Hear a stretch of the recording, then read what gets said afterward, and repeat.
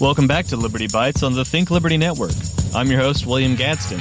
You can follow me personally on Twitter at William_Gadsden or on Facebook by the same name, and follow Think Liberty on Facebook, Twitter, or whatever your favorite social media outlet is.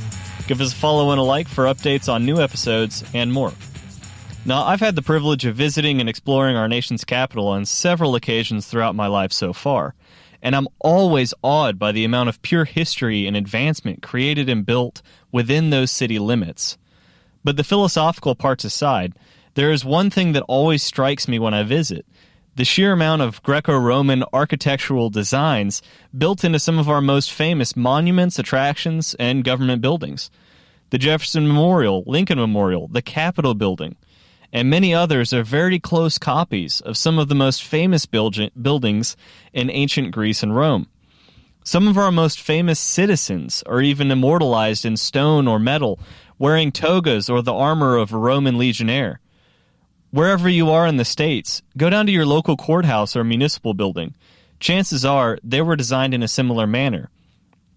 But this goes far beyond an interesting bit of trivia, something that I learned as I continued to grow in liberty and research more about the Founding Fathers and their visions for what they were starting. Those limestone buildings hold more secrets and glimpses into the mindset of the Republic's founders, and no, not in a national treasure, Nick Cage gonna steal the Capitol Dome kind of way. But consider that title specifically: Republic. Why a republic? Why not a monarchy like from the mother country of England, or a democracy, as so many people incorrectly seem to think we have? Why a republic? As it turns out, this bit of history is far more important than any trivia, and in fact forms the basis for much of the rest of the Founding Fathers' thinking in developing our government.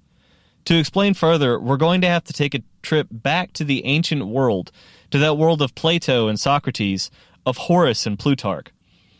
For those of you not familiar with the history of one of history's greatest empires, I'll go through the broad strokes. Rome experienced three main periods of time. The first was just after the founding of Rome, the city, and was ruled by a tyrant king named Tarquin.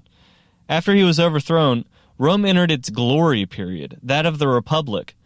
In this form of government, representatives would be chosen by the people to serve in the Republic's Grand Forum, to discuss and decide the major policies and decisions of its growing empire. There was even a set of protocols set in place for conducting oneself in the forum, the predecessor of what we now know as parliamentary procedure. The third period was after a brutal civil war between Julius Caesar and his rival Pompey, after which he became Emperor of Rome and returned the Republic to a less free, more despotic form of government.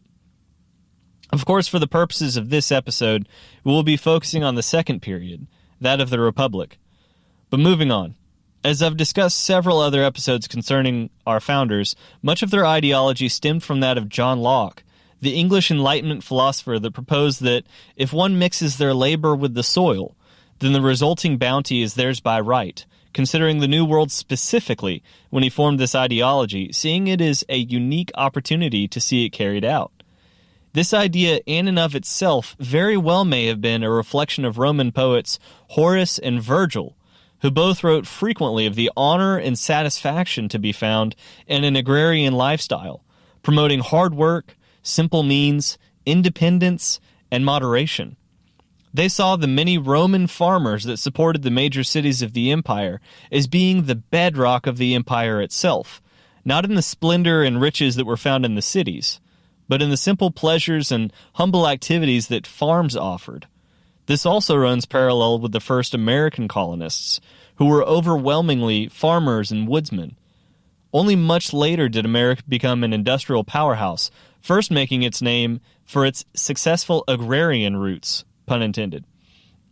Now, the more obvious connection between the founders and the Roman Republic would, of course, be that the founders were well-read and educated, and the cornerstone of a good classical education in those days was the writings of famous Greek and Roman philosophers and writers.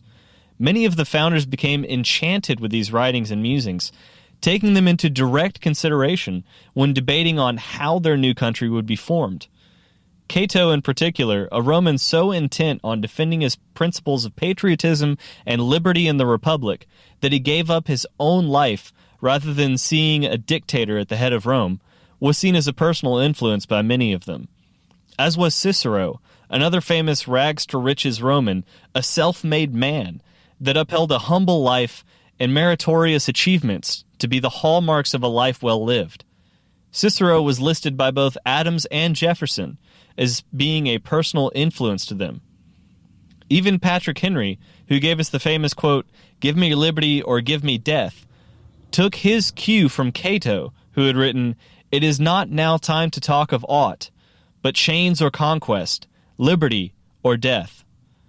The fathers of our own nation admired these great men of the Roman Republic so much that they sought to emulate them in any way they could, even in building a country of their own.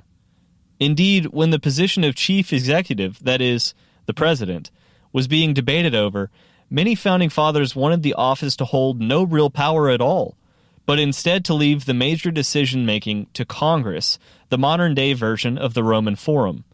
The president was instead to act as a counselor and a figurehead of the country, the ultimate representative and ambassador.